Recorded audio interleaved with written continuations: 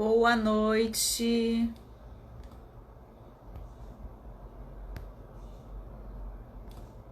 Boa noite.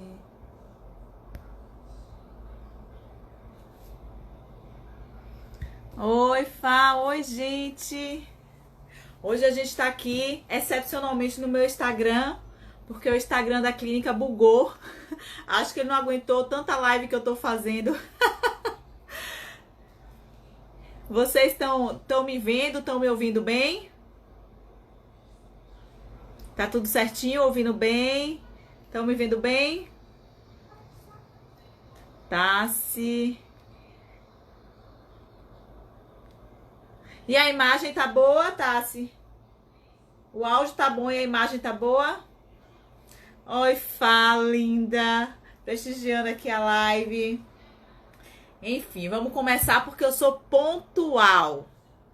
Manu entrou. E aí, Manu? A cara tá boa, a cara tá ótima. Carlinha. Sil entrou. Então, pessoal, vamos começar, né? Sejam bem-vindos à série de atalhos e obstáculos do emagrecimento. Eu sou Priscila Lopes, fisioterapeuta dermatofuncional, diretora técnica da clínica Heavy Mais e franqueada do método de emagrecimento 5S. Tá? Durante há 2 semanas, vai terminar sexta-feira, porque vocês já estão cansadas de mim, eu fiz uma série de lives a respeito dos obstáculos e dos atalhos do emagrecimento. Então, obstáculos que facilitam esse processo, né, de emagrecimento e atalhos que facilitam esse processo de emagrecimento e obstáculos que impedem que você elimine peso de uma forma rápida e saudável, tá certo? Hoje nós vamos falar como superar, né, como trabalhar a compulsão alimentar para que você consiga emagrecer com qualidade e de uma forma sustentável, tá certo? Então, a compulsão alimentar é um distúrbio que algumas pessoas têm, um distúrbio alimentar. Nós temos vários distúrbios alimentares, né? Como a anorexia, enfim. A compulsão alimentar é um distúrbio, né, que o indivíduo tem, onde ele não consegue sentir a saciedade. Ele tem a necessidade de comer. E ele come até passar mal, ele come até não aguentar mais. Então ele não consegue sentir a informação, né? O cérebro ele não consegue receber essa informação de saciedade. Então ele come pelo simples fato de comer. Ele não come apenas saboreando, sentindo o prazer da comida, tá certo? Ele come até não aguentar mais. E a gente sabe que nosso cérebro ele começa a ter a sensação de saciedade 20 minutos após a primeira garfada. Então, esses indivíduos, eles não conseguem receber essa informação de saciedade. Então, eles comem uma quantidade enorme de comida, né, num intervalo de tempo pequeno. Claro que todo mundo já teve seu momento de gula, né? Você come e aí mesmo satisfeito, quis repetir o prato, né? Quem nunca repetiu fatia de pizza, quem nunca comeu um prato de feijoada e quis comer mais, mesmo sem querer, mesmo já estando satisfeito. Então isso é a gula, tá? Mas a compulsão alimentar já é diferente, é uma doença. A gula a gente come lá no domingo, come a feijoada, repete o prato por gula, mas no outro dia a gente tem essa sensação de saber voltar, né? De se sentir satisfeito, e não é um evento que ocorre constantemente, rotineiramente, diferente de uma compulsão alimentar. A compulsão alimentar, esse indivíduo ele come muito, come sempre, né? Não especificamente por a comida estar saborosa, né? Involuntariamente ele vai comendo e nem às vezes sente esse prazer alimentar. E nos últimos tempos, né, nos últimos 30 anos, cada vez mais médicos e especialistas, né, psicólogos, vêm estudando essa compulsão alimentar. Porque hoje a compulsão alimentar, ela atinge 5% da população mundial, tá? E outro dado importante é que nos últimos 10 anos, houve um aumento de 60% do peso da população brasileira. certo? 57% da nossa população, gente, está acima do peso. E desses, 19% são obesos. E desses, 4,7% apresentam esse distúrbio de compulsão alimentar. E existem hoje muitos fatores, né, que levam a essa compulsão alimentar. É o nosso estilo de vida cada vez mais agitado, sem tempo para a gente preparar nosso próprio alimento, e a gente fica refém de fast food, e sem tempo também para a hora da refeição. A gente come mais rápido, porque a gente não dá importância, porque tem muitas coisas, né, para realizar durante o dia, que a hora da refeição a gente come e ficou banal, né? A gente come porque tem que comer, porque tem a necessidade, mas a gente não dá valor a esse momento e a esse processo. Então a gente come rápido, né? A gente come comida rápida, prática, que é fast food, o que for mais rápido, né? O que for mais fácil. Geralmente essas comidas, elas não são saudáveis, então a gente engole a comida, né? Eu já tive uma época que comia tão rápido assim que eu comia em pé. Comia em pé para poder, né, comer e para poder voltar para o trabalho, enfim. Mas também outro fator que levou essa sangria desatada em busca de alimento mais prático. Antigamente os mercados eram menores, né? As ofertas alimentares eram menores, e hoje a gente vai no mercado, tem um mundo ao nosso dispor, né? Então, e cada vez mais esses alimentos, eles, para durarem mais tempo, né, nas prateleiras, eles são cheios de conservantes, cheios de emulsificantes, cheios de substâncias que fazem mal à nossa saúde. Então, cada vez mais a gente pega lá os enlatados, porque é mais prático para a gente comer, os congelados, porque é mais prático da gente comer. E tudo isso influencia nesse processo de compulsão alimentar e de outros distúrbios também alimentares. Não só, no caso, a compulsão.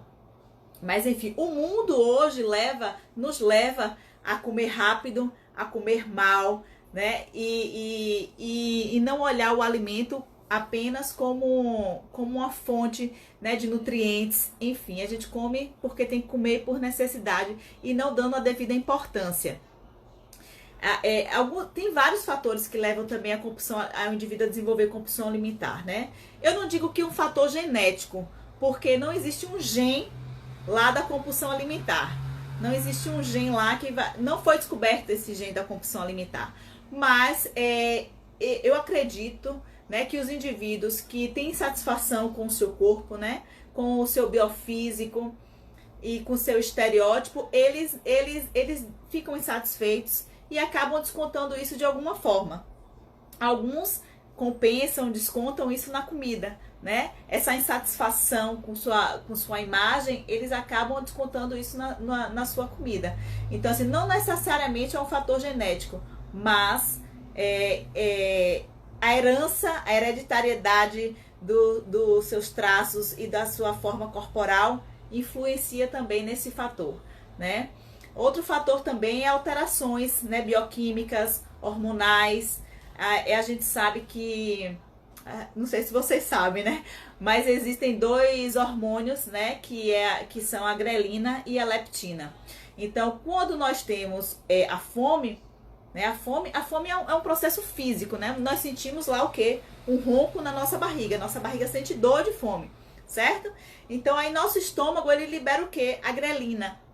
A grelina é o hormônio da fome. Essa grelina, ela vai mandar uma informação para o nosso hipotálamo. Então, chegou lá e informou o hipotálamo: estou com fome. Você come. Em contrapartida, no momento que você começa a se alimentar, você libera outro hormônio, que é a leptina.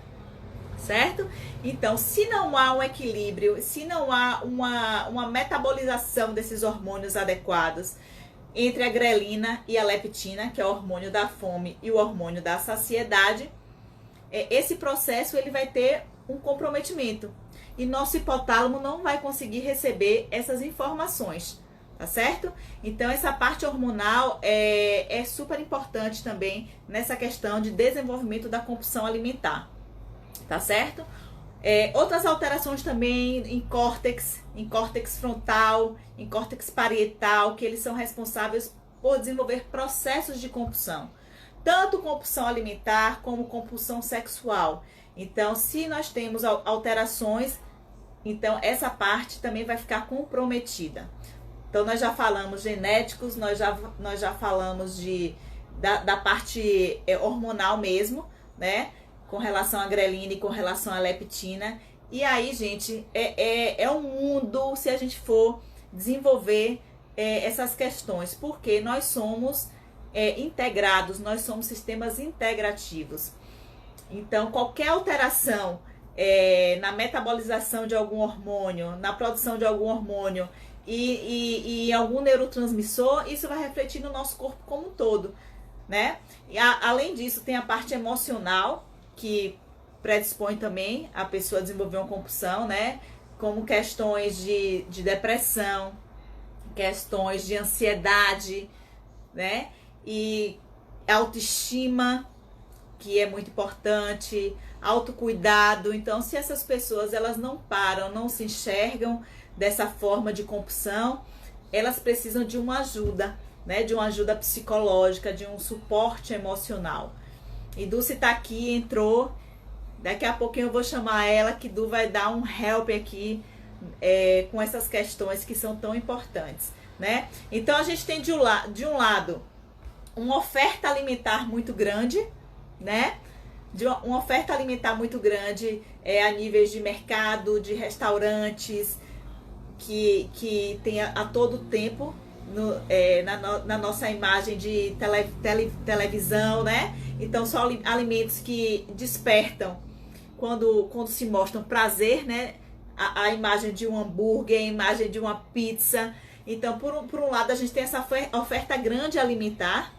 Por outro lado, a gente tem um padrão, né? Que é um padrão, um estereótipo que é cobrado, né? Imposto pela sociedade de magreza, né? De aceitação.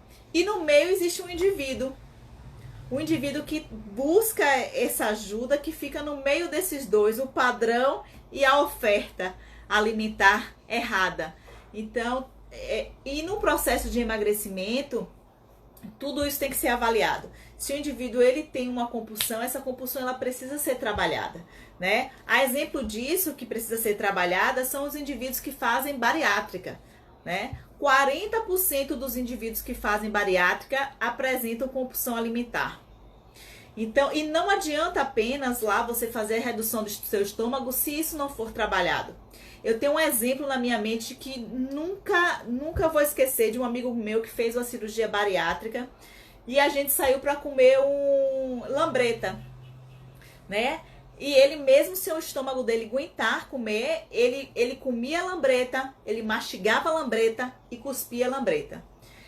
E eu falava, mas Ti, eu preciso comer. Ele comia, mastigava e jogava fora. Só pelo simples ato, né, de estar lá na compulsão alimentar, de estar comendo cada vez mais. Ele não conseguia enxergar, ele não conseguia receber essa informação de saciedade.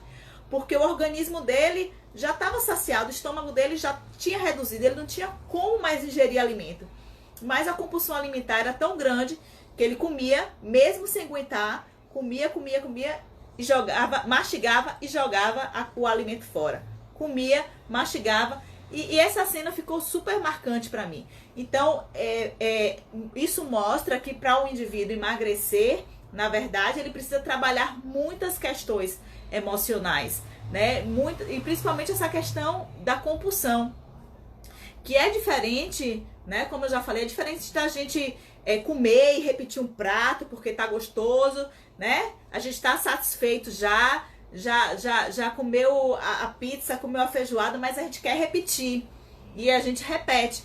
Mas uma compulsão, desde a primeira garfada, o indivíduo ele não pensa se ele vai estar satisfeito ou não. Ele já está comendo e já está pensando em comer mais, já está pensando isso, e muitas vezes isso é para suprir uma falta emocional, né? Algo que está faltando na sua alma, algo que está escondendo isso. Então ele utiliza o alimento como uma fonte de prazer. Claro que o alimento é uma fonte de prazer, mas ela não deve ser a única fonte de prazer, né? Então agora eu vou chamar a Dulce, que é essa psicóloga maravilhosa, para estar conversando um pouquinho com a gente e nos ajudando, né, a esclarecer tratamentos, como controlar a nossa visão, a nossa compulsão diante da comida. Deixa eu ver, Dulce já tá aqui.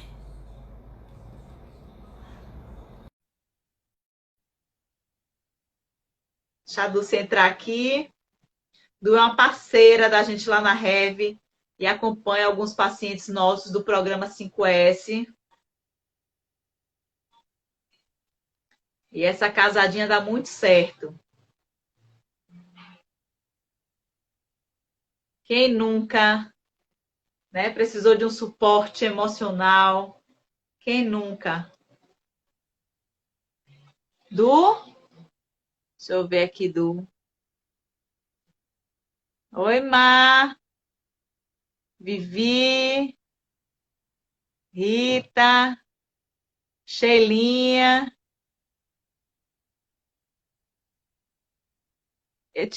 Du, eu te mandei aí a solicitação. Tá aguardando você entrar.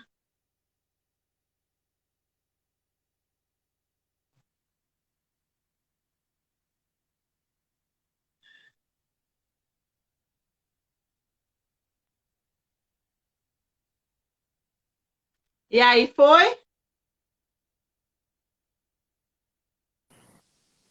Aê! Boa noite, Boa Du! noite. Me escuta bem, Du, Pri? tô ótima. Que bom ter você aqui para me dar esse suporte hoje. Que bom, Du é ótimo. psicóloga comportamental, né, Du? Se Sim, apresenta aí para a galera. sou psicóloga comportamental, trabalho Ô, junto com as Milona, você tá meninas. aqui. Vá, pode falar, Du.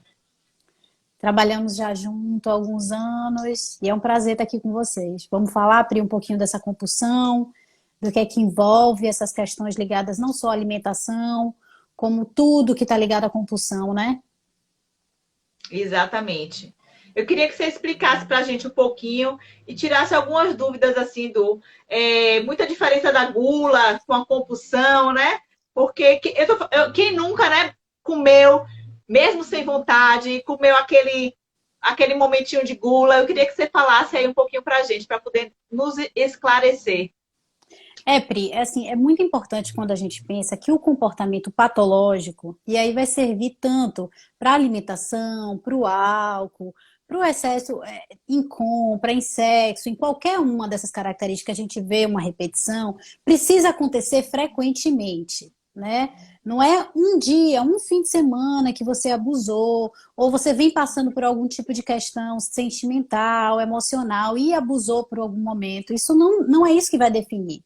O que vai definir é a constância. Se você percebe que você vai fazendo isso sempre, 2 vezes na semana, 3 vezes na semana, hoje a gente não delimita mais uma quantidade de dias, né? Antigamente, a gente costumava dizer, né? A pessoa que bebe todos os dias é o alcoólatra. Hoje a Sim. gente já percebe que não. A gente até viu naquela reportagem, né, Pri? Então, assim, não é mais assim. Eu não posso precisar e dizer, se você comer, tiver episódios de compulsão 3 vezes por semana, você é considerado compulsivo. É uma análise individual que a gente vai ter a cada indivíduo.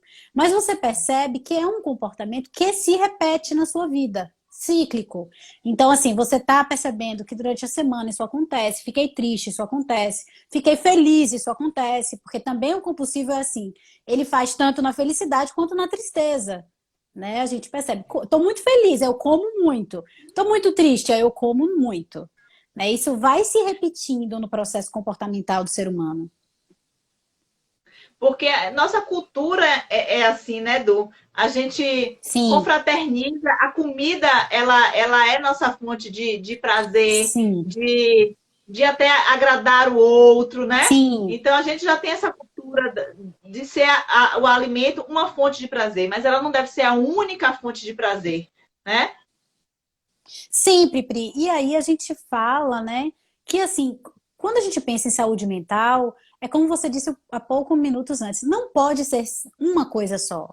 né? Mesmo quando o paciente chega para mim e fala, é uma mãe muito zelosa e que se preocupa essencialmente com os filhos, ou essencialmente com o marido, ou essencialmente com os pais, sempre quando você elege só um comportamento como aquele o fundamental na sua vida, em geral isso vai gerar um insucesso. Porque nós somos multifacetários. Então, assim, nós podemos sim, devemos estar agindo em vários âmbitos da nossa vida, né? Então, assim, ter a comida como única fonte de prazer vai gerar compulsão, vai gerar obesidade, ou enfim, diversas outras questões que a gente pode analisar a partir desse abuso da alimentação, ou foco excessivo na alimentação. E essas pessoas, elas comem até passar mal, né? Elas Sim, não têm uma saciedade. E o que eu observo é que as pessoas que têm compulsão, geralmente elas têm um hábito de comer alimentos que não são saudáveis, né? Então elas têm uma sim. compulsão por doce, ou têm uma Carboidrato, compulsão muito por doce e carboidrato, sim, né? Então o sim. paladar desses indivíduos, eles são mais focados para isso. Por quê? Porque esses alimentos também, doce, o açúcar, ele libera no nosso organismo serotonina, né? Que na verdade Exato. ele dá um momento de prazer, né? Mas logo em Além, seguida, vá, pode te falar. além do que você tinha falado antes, do apelo da mídia. A gente tem muito mais apelo de mídia para esse tipo de alimentação do que para uma fruta, do que para uma alimentação saudável, uma verdura. Então, assim, como você falou, você associa desde a infância, né? Então, você vê desde a infância propagandas em que iogurtes, salgadinhos, batata, sempre associada a crianças felizes, adultos felizes, famílias em torno de uma mesa, bebendo refrigerante, comendo margarina. A gente até brinca, né?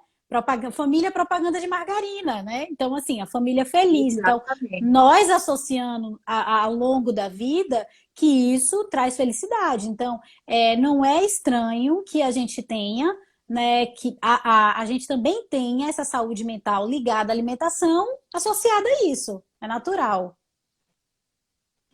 E também do que a gente vê assim, é que cada vez mais as crianças elas estão se tornando crianças obesas, né? Muito cedo, Sim, crianças acima do peso, né? Então são crianças que elas carregam algo já desde muito cedo, né? Não só a questão genética, porque na verdade a obesidade o fator genético é mínimo, sim, mas também o estilo de vida que essa família tem, né? Então a sim. obesidade é muito mais de um estilo de vida do que um fator genético.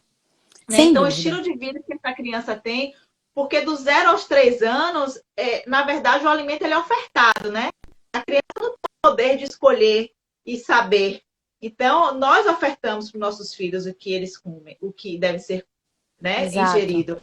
Então, cada vez mais a gente vê crianças acima do peso, com a alimentação, e cada vez mais cedo crianças que precisam de um suporte emocional, de um suporte psicológico, né? E você que tem mais expertise, você pode me falar assim, as causas que levam cada vez essas crianças elas terem compulsão e querer comer essas comidas ruins? Eu acho, eu acredito, eu leiga, porque Sim. eu acho que tentam compensar, né? Eu mesmo, como mãe, eu faço minha culpa. Quando eu demoro muito para chegar em casa, né? Então eu paro aqui, compro uma barra de chocolate, ou E eu compro um leva. Fini que meu filho adora, e oferto para ele como se fosse um meio de um acalento, Um de uma prazer compensação também. Você pela minha leva um ausência. prazer. Pri, isso acontece muito, faz parte da nossa cultura, mas assim, não é que. Eu acho que a gente não deve demonizar o alimento. Eu acho que isso é um grande erro que a gente cria. Né? Sim, Então, assim, a culpa ser do alimento. A culpa não é do alimento. A culpa é da forma que eu consumo o alimento. Né? Então, assim, existe toda uma noção em torno disso, que você pode construir junto com seus filhos, junto com a família inteira, né? Porque, assim, a criança, por mais que seja difícil, a gente vê uma grande quantidade de crianças com obesidade ou crianças com hábitos alimentares ruins, A criança aprende mais fácil, Pri. É muito mais fácil. Se você tiver, por exemplo, nutricionistas que estejam aqui acompanhando a gente até, faz uma dieta com a criança. Ela tem uma possibilidade de aprender muito maior do que a gente. Isso é natural do ser humano. A gente vai perdendo essa capacidade de aprender a partir do momento que a gente vai envelhecendo. Então, do mesmo jeito que essa estrutura pode ser construída e a gente ter feito isso, às vezes até de uma forma errônea, nunca é tarde para recomeçar. Entendeu? Chama seus filhos agora, recomeça, começa a introduzir uma nova ideia do que é alimentação, do que é o consumo desse alimento, e com certeza eles vão conseguir pegar isso até muito mais fácil do que a gente quando decide fazer uma dieta ou qualquer tipo de restrição alimentar. E eu acho engraçado, assim, quando eu faço avaliação dos pacientes, ou que a gente escuta muito, assim, no nosso dia a dia, meu paladar é infantil, né? Eu tenho um paladar infantil. Mas na infância, quem oferta o alimento somos nós, pais, para nossos filhos. Então, a É, gente é que molda esse paladar, né? E nossas papilas gustativas, elas se renovam a cada 15 dias. Então, a gente exato. pode estar sempre ofertando novos alimentos, né? Uma alimentação mais saudável. Porque isso que é plantado na infância, isso vai refletir muito em tudo, até como ele vai se comportar diante do alimento, como ele vai enxergar o alimento para ele, né? O que aquele alimento vai simbolizar para ele, né? E uma criança que ela já vem de uma infância, né? Que provavelmente essa criança ela é gordinha, ela está acima do peso, ela já sofre um bullying na escola, né? Que hoje a gente vê muito, muito comum, né? É uma criança que, se ela é mais gordinha, ela vai ser a última a ser chamada no time de futebol, né? Se ela é gordinha, ela vai se sentir excluída. Então, a gente, nesse momento, a gente tem que fortalecer essa autoestima dos nossos filhos, né?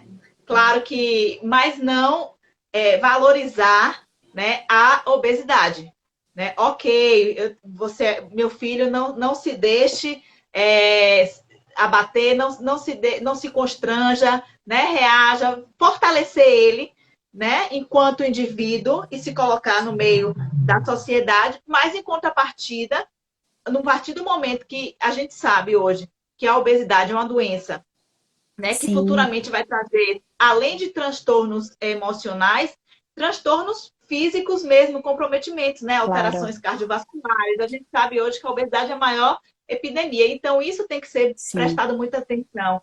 E nós, pais, temos a obrigação de estarmos atentos a isso. É, Pri, eu estava até outro dia numa live de um colega da gente, um vascular, e o endocrinologista ele falava: olha, gente, não se enganem, a obesidade é como se fosse um fusquinha puxando uma caçamba, né? O problema não é necessariamente porque a pessoa pensa, eu tô só acima do peso, mas são todas as outras doenças que vão vir. Então a gente fala agora do Covid e tá em voga essa coisa, mas sempre foi, né, Pri? A gente sempre soube, o Sempre. hipertenso, o diabético, as doenças, desde a pequena coisa, desde a dor de coluna. Então, assim, parece que não, parece que você está falando só de alimentação, mas você está falando de tudo. A obesidade é exatamente como ele falou. Você está carregando essa caçamba aí, às vezes, sem perceber, né? Sem estar nem percebendo que é isso que você está fazendo. Eu falo isso também, Du. Eu falo assim, ó, a obesidade é um trem e ela vai puxando vários vagões, né? O Perfeito. vagão da diabetes, né? O vagão que você fica mais susceptível a vírus, bactérias, porque você é um corpo inflamado. O Isso. vagão da dislipidemia. E não adianta você fazer lá seu exame de sangue e dar tudo normal, né? Porque o seu corpo ali por dentro, ele já está trabalhando no limite dele para manter essa Exato. normalidade. Então, daqui a pouco, ele vai despertar isso. De uma hora para outra, você vai desenvolver, né, um colesterol, uma diabetes, porque o seu pâncreas já está trabalhando no limite, né? O seu Perfeito. fígado já está trabalhando no limite de metabolizar gordura. Então, até quando isso? Né? Então, assim, a gente viu que agora, na pandemia, pessoas jovens, aparentemente, né, sem nenhuma doença, Jovens. porque a gente não Exato. olha a obesidade como doença, eles tiveram maior, foi quem teve maior número de óbitos, né? Então, aquele Exato. corpo, apesar dos exames não derem, não dá, no jornal não sabe a causa, morreu sem causa. Na verdade, a obesidade foi o motivo. E às Exato. vezes a pessoa não era nem obesa, mas com sobrepeso, com a gordura visceral alta, né? E então a Exato. gente tem que ficar muito atento, gente. Não é questão de gordofobia, né? Não tem nada a ver disso, não é questão de discriminação. Na verdade, o que a gente está falando aqui é a saúde emocional e a saúde física. Exato, Bre. É esse foco, na verdade, né? Do ponto de vista da saúde. Não adianta a gente também não falar que estar acima do peso ou estar obeso vai ser uma coisa positiva para o seu corpo. E aí eu digo corpo e mente. Porque, assim, ainda hoje, dentro da concepção que as pessoas costumam falar, elas separam, né? Corpo e mente, como se a gente não andasse tudo junto. Mas anda junto. É muito difícil que eu tenha um paciente altamente deprimido, que ele não esteja com essa caçamba aí cheia também, né? Se você pega os exames dele, não estão bons, né? E a mesma coisa que você pega um paciente obeso, nosso corpo trabalha em conjunto, né? Tudo aqui a gente está coordenando, né? Então, assim, quando uma coisa não vai bem, nosso corpo se movimenta todo tanto para tentar consertar como para remediar. Então, é assim. Exatamente. É como você falou, né? O exame não vai lá. O exame clínico de sangue de depressão não pode dar alteração. Mas você está com seu cortisol, né, nas alturas, você está com os seus hormônios todo desregulado, né? E quando você é uma pessoa que está deprimida, está no processo de depressão, você também está com um processo de inflamação no seu corpo, né? Então, e fica uma pessoa deprimida, ela fica mais susceptível a doenças. Não estou falando de obesidade, porque às vezes a pessoa pode até desenvolver uma falta de apetite também, não, mas também pode desenvolver Sim, obesidade. E pode estar associado com outros transtornos de imagem, né, Du? perfeito, perfeito. Tanto a bulimia como a anorexia, diversos outros transtornos de imagem. É como você falou, na verdade, esse problema, o problema da alimentação, é um problema que hoje a gente discute dentro de saúde mental, com o problema do consumo. E aí pode ser tanto o consumo exacerbado quanto o consumo baixo, né? Todos eles na mesma vertente causando doença. Né, e causando a disfunção da pessoa com relação à sociedade onde ele vive. Eu até estou vendo um comentário aí, Diogo colocou, que os pais hoje são mais comprometidos e conscientes com a alimentação dos seus filhos. Eu concordo, eu acho que hoje a gente, até pela informação, até pela quantidade de informação que a gente tem na mídia, né, Pri? A gente acaba sendo muito mais consciente do que nossos pais, por exemplo, foram, né? Sim. Em contrapartida, a oferta alimentar, né, Isso, e vem aumentando cada vez mais. Então, coisas que na nossa são época não duas tinha, coisas. nossos filhos hoje tem Tem N demais. alimentos ruins, né? Guloseimas, patrainha, é batata frita em coraçãozinho, que na nossa época a gente não tinha, né? Então, e Exato. aí a gente tem que ficar mais atento, porque a oferta alimentar de fast food, de guloseima, aumentou. Acho que na minha época, na minha infância, acho que só tinha McDonald's. Hoje em dia tem N fast foods, né? Exato. Eu acho que Aqui a Araújo paramos de colocou. beber refrigerante para dar exemplo. Por tabela, melhoramos. Exatamente. Exato. É o exemplo. É o exemplo. Eu sempre coloco isso quando com os pacientes. A forma de aprender é imitar.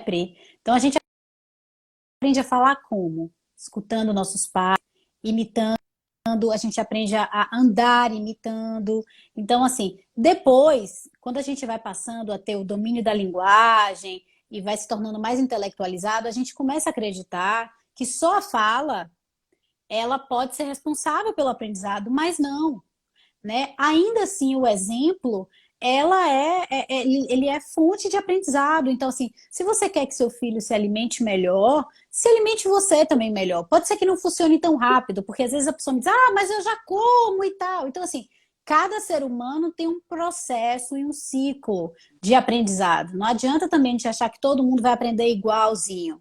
Né? Então, assim, cada um tem o seu Sim. ciclo, é como se fosse uma engrenagem de um relógio, às vezes a pessoa está rodando, é aquela engrenagem grande, mas uma hora vai se conectar e ele vai aprender aquilo daquela forma. Então, assim, com o exemplo, se você quer que seu filho não tome refrigerante, se você quer que as pessoas à sua volta se alimentem melhor, chama na sua casa, faz um jantar saudável, né? Promove isso para sua família e para os seus filhos, né? E vai colocando isso no dia a dia deles. Exatamente. Nós somos reflexos, né? E Sim, nós somos influenciadoras. Hoje em dia tá tão na moda isso, né? Influenciadora, influenciadores. digital influencer, tudo. Então a gente tem que influenciar dentro de casa, primeiramente, nossos filhos, né? Depois buscar na rua. Porque nós vamos inspirar eles. E a partir daí, então não adianta eu trabalhar com o 5S, né? Trabalhar com obesidade, trabalhar com sobrepeso e dar um exemplo errado. Né? Não adianta eu Sim, trabalhar com emagrecimento se o exemplo que eu posto é tudo ao contrário. Então, mas na verdade, a gente aqui não está falando como se o alimento fosse o demônio, como você falou, né, não, Du? Eu acho que exato. a partir do momento, eu mesmo, Du, eu como pizza, eu bebo, eu faço tudo, né? Sim, Agora, eu encontrei um equilíbrio na minha vida, né? exato. Eu encontrei isso, eu faço uma atividade física, né? E no 5S, ele te proporciona isso, você se encontrar na última fase que a gente chama de reprogramação. Nós fazemos uma reprogramação mesmo, nós voltamos a comer coisas que nós ingeríamos antes e aí colocar na balança, né? O que, se você já comeu hoje uma feijoada, de noite você vai comer a mesma feijoada? Não. Então, como eu sempre falo, o alimento é uma fonte de prazer, mas ele não deve ser exclusivamente essa fonte de prazer. A gente tem Perfeito. que buscar nossas válvulas de escape. Perfeito, Pri. Esse equilíbrio, né? E aí a gente pode colocar para tudo, é que cria uma saúde mental adequada, né? Então, assim, a saúde mental está ligada com equilíbrio, sempre, em todo momento da nossa vida. Então, às vezes as pessoas entram muito em questão, Dulce, e será que esse equilíbrio é possível de ser alcançado? Como é que a gente consegue, de fato, chegar a esse equilíbrio? E eu digo, é isso que você acabou de dizer, Pri. Eu comi uma feijoada, à noite eu não como, ou eu me pergunto, porque assim, às vezes na compulsão a gente não para se perguntar se de fato a gente quer comer. A gente é Exato. impelido a comer. Então, muito provavelmente, se você começar a se perguntar se você de fato quer comer mais um pedaço, se de fato você quer beber mais uma taça, ou você quer manter mais uma vez aquele comportamento, você vai acabar desistindo. É uma forma de repensar. Exato. E a gente, todos nós mesmos, quando estamos com fome, a gente come a primeira coisa que vem na frente, né? A gente nem para, tá com tanta fome que aí abre a geladeira e come, come, come, depois vai parar, meu Deus, eu comi o quê? Né? Então, a fome física, ela é real, né? Agora, a fome emocional, ela não é real. E a fome física, a gente consegue sentir essa saciedade. Já na fome emocional, a gente não consegue sentir essa saciedade. Porque a saciedade não é de um estômago vazio. Você está tentando saciar algo que está lhe fazendo falta, né, Du? Exato. Muitas vezes é uma ideia de tamponar algo que já vem te fazendo falta. Né? Então você já está incomodada, é como eu te falei, muitas vezes ou é a felicidade demais, ou eu estou triste demais, e aí você tenta compensar ali naquele momento da alimentação, e ela serve como se fosse uma droga. O alimento funcionando como uma droga, o açúcar. A gente já sabe, né, Pri, que o açúcar acende a área do seu cérebro a mesma que uma cocaína. Então, ninguém fique achando que assim, eu não consumo droga. A mesma a diferença básica entre a droga, o veneno e o remédio é a quantidade. Então, assim, a alimentação, que é tão positiva, também pode ser um veneno na sua vida. Então, assim, depende da Sim. quantidade que você vai consumir. E o açúcar, o carboidrato causa mesmo essa dependência. Carlinha está falando aqui Sim. diretamente de Portugal. A Ah, salada sempre fez parte da minha alimentação, mas com filho adolescente é difícil. Quando eu era criança, comia, mas agora fala que não gosta. Raquelzinha comia mesmo muita verdura, mas a sementinha foi plantada lá, Carlinha. Talvez seja um momento de vida que ela está querendo comer mais essa alimentação, mas ela vai voltar a comer. Eu mesmo eu sou do interior a gente no interior não tem muito costume de comer salada, sabe? É feijão, é arroz, é fritura, é bode, é carne do sol, café da manhã, aquele negócio que você sabe do interior, né? Então a gente sim, nunca foi muito estimulada a comer salada lá em casa. A salada que tinha no tomate cortado e acabou. E aí a gente vai sim, estudando, vai conhecendo e vai, né? A gente é mutável. Não é síndrome de Gabriela, eu nasci assim, eu cresci assim. A gente vai buscando cada vez perfeito, mais o que é melhor para perfeito, o que é melhor para a nossa saúde. Então, se perfeito. eu continuasse com aquela alimentação de carne do sol frita todo dia, né? Eu sei que hoje eu ia estar bem acima do meu peso. Mas e da mesma forma que hoje a televisão, a internet fala de tanto fast food e nos mostra essa comida como sendo deliciosa, também eu acho que tem esse despertar para o alimentar mais saudável, né? Tem.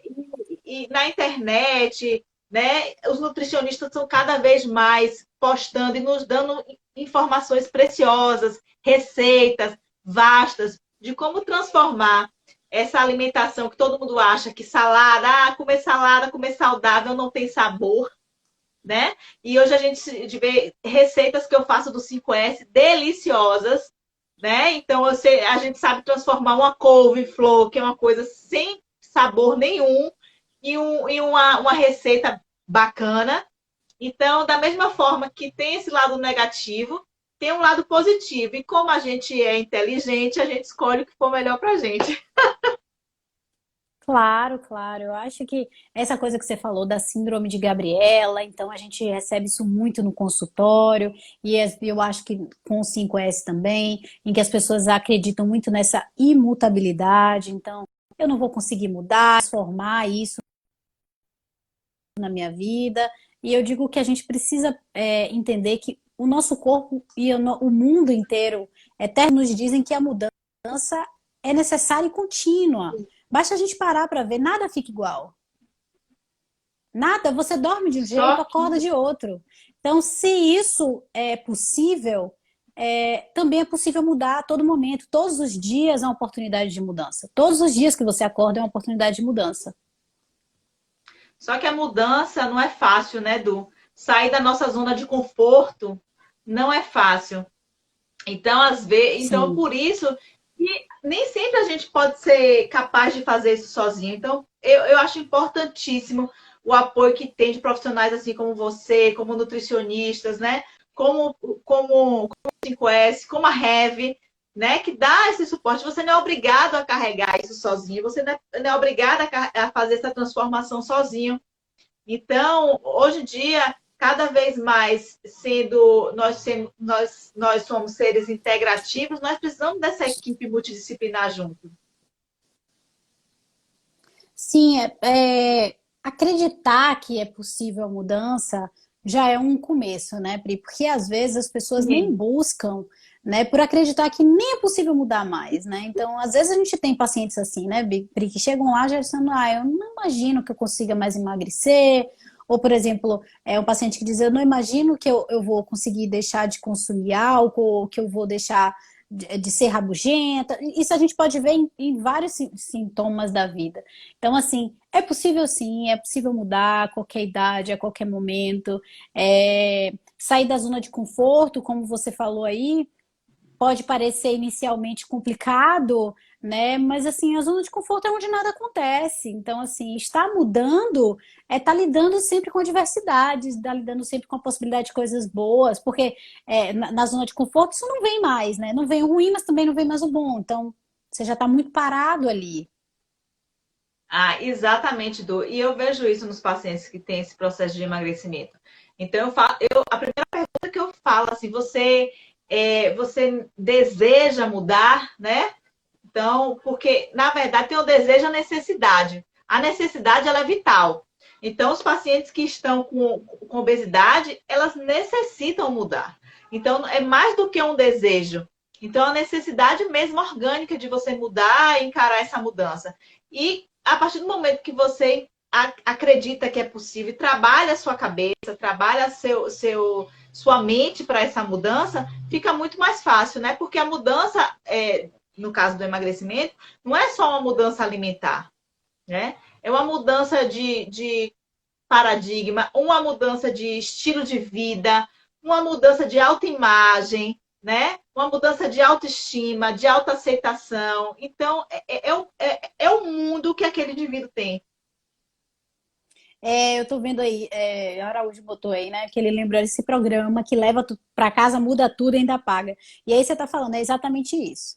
A mudança, ela acontece quando você muda todos esses fatores. Não adianta você dizer, eu vou emagrecer e vou continuar saindo toda sexta-feira para comer pizza, sábado, domingo. Ou você decide que a mudança ela vai acontecer em todos os fatores da sua vida. Então, aí você planeja, e isso é o interessante do 5S, porque ele replaneja, né? Então, você consegue colocar isso de uma forma mais clara, que às vezes a pessoa tem uma certa dificuldade de colocar isso, né? E assim, você ter isso de uma forma clara vai te reprogramar e dizer assim, não, ó, eu vou fazer desse jeito, essa é minha lei a partir de agora.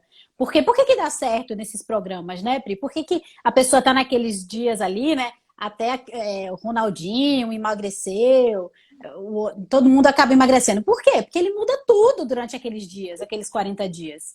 Né? Muda tudo. E tem um ponto, né, Edu? Exato. É um ponto que você destinou aquele momento para olhar para si, para mudar.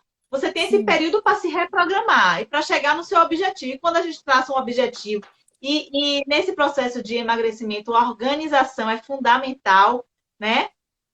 Aí você vai longe. E aí o 5S ele dá esse suporte, né? E essa casadinha do 5S com esse apoio psicológico, eu acho que faz toda a diferença. Pri, assim, eu vou falar assim, pessoalmente, eu acho que a terapia, ou assim, repensar nossa vida, nossa história, o que a gente faz, como a gente faz, é um exercício que não tem, assim... Às vezes me perguntam, pessoa, você acha que eu devo fazer terapia? Eu acho que todo mundo deve fazer terapia, é verdade? Eu acho que todos nós podemos nos dar esse presente, né? Eu faço terapia, eu aconselho a todas as pessoas na minha família. Então, assim, quem eu posso que eu diga, faça isso por você.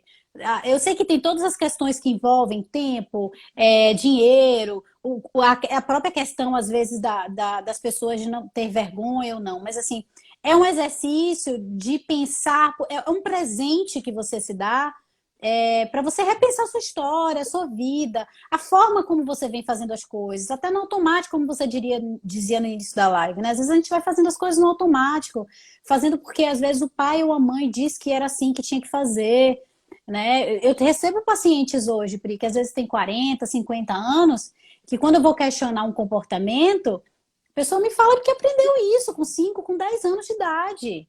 E repete isso até agora. Por quê? Porque acha que sim. Porque nunca parou para repensar por quê, né? Porque, como você diz, eu comia bode, eu comia uma comida gordurosa, e aí eu continuei fazendo isso. E nunca parei para repensar. E quando a partir do momento que você decide fazer uma terapia, né, buscar uma ajuda psicológica, na verdade, eu acho que é um momento que você está tendo de se predispor a ter um autoconhecimento, né? E é um momento de autocuidado. Porque se você... As pessoas hoje em dia tentam fazer tantas coisas ao mesmo tempo, né? Filha, marido, casa, não sei o que lá, que você nem para olhar para si. E aquele momento que o paciente está sentado de frente para você, Edu, é o momento que ele está tendo para cuidar dele. Porque se ele não está bem para cuidar dele, ele não está bem para cuidar de ninguém. Pri, eu acho, tem um momento muito legal na terapia, que aí quem já fez terapia ou quem tem acesso a isso sabe, que assim, não é o momento que eu falo, não. É quando a pessoa fala e ela se escuta. Ela chega àquela conclusão, né? Então, assim, como você falou, isso acontecia na minha vida, mas eu não quero mais. Esse é um momento chave, assim, Freud até falava, né, que é o momento que o paciente entra em terapia, ele dizia, agora ele vai pro divã, porque ele entrou em terapia. É quando você fala e você escuta, porque tem coisas, Pri, que às vezes a gente não admite nem pra gente mesmo. Então, usamos desculpas, né? Não, eu me alimento assim porque eu tenho uma vida corrida. Eu como assim porque eu não tenho tempo de fazer a minha marmita de manhã, ou, né, eu tenho uma genética ruim. A gente escuta muito isso, né? A minha genética é péssima, o meu metabolismo é muito lento.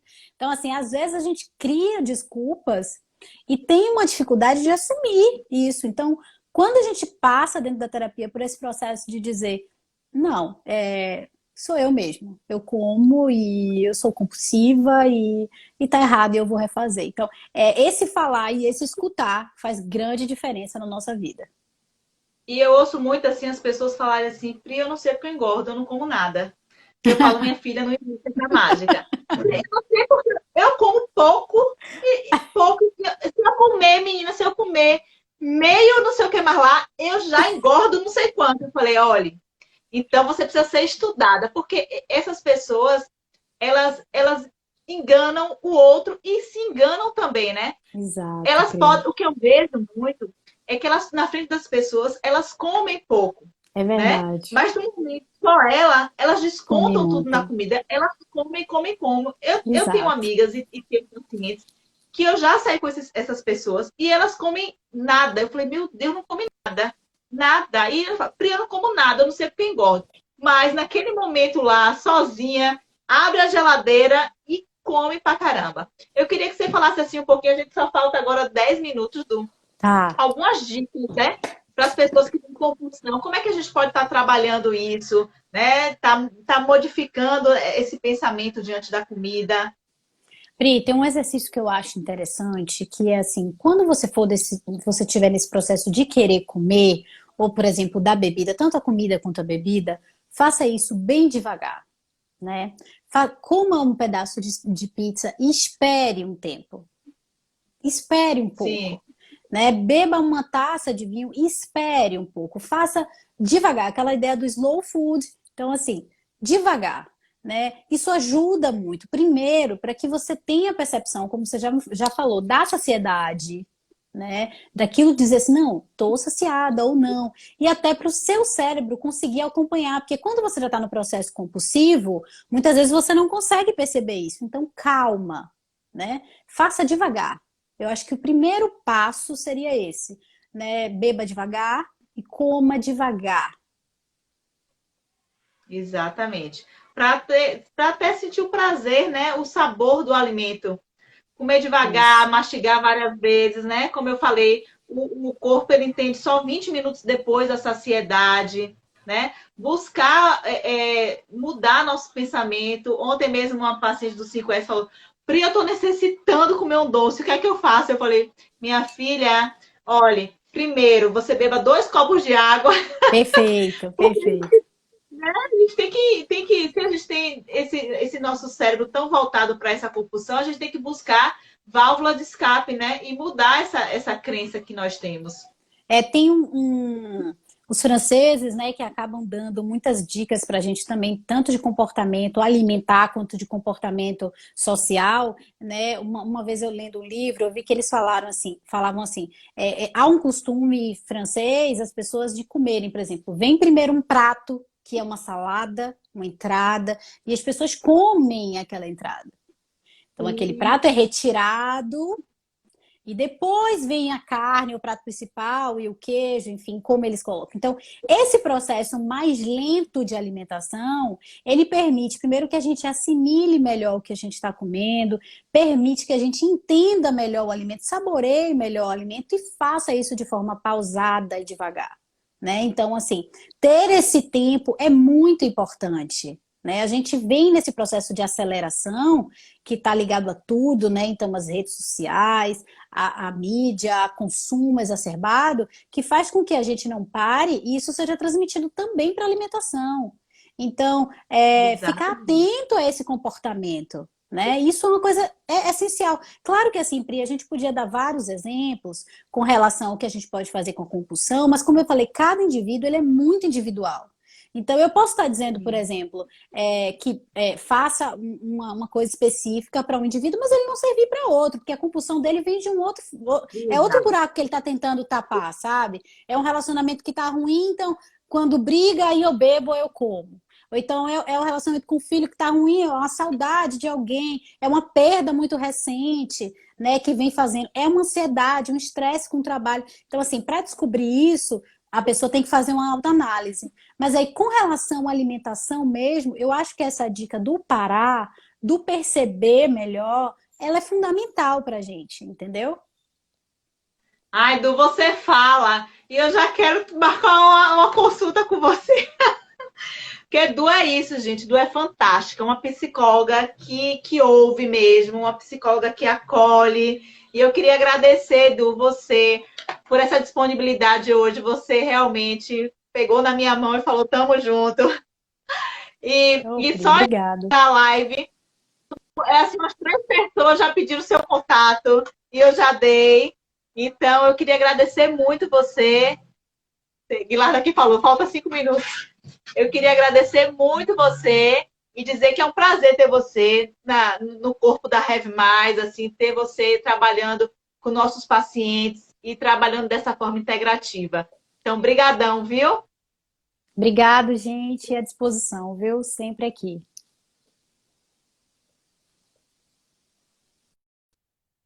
Então, gente, é isso. Hoje falamos um pouco sobre a compulsão alimentar, né? Sexta-feira a gente termina essa série de lives, de 10 lives, tá? E eu queria aproveitar aqui e convidar vocês para a Maratona do Emagrecimento 5S, tá? Uma maratona que vai acontecer nos dias 8 a 11 de setembro, tá certo? Então, se vocês tiverem interesse em entender mais esse mundo do 5S, do emagrecimento, lá vai ser uma imersão. Durante esses 3 dias, nós vamos estar juntos para começar a transformar e resgatar a sua saúde, tá bom? Então, vocês vão lá no Insta da Rev, tá lá o link na bio, se inscreve nesse link da bio. É um evento 100% online, 100% gratuito. Então, se inscreve, coloca lá seu melhor e-mail, tá certo? E aí nós vamos responder esse e-mail, porque colocando o seu e-mail ainda não é a confirmação de participação.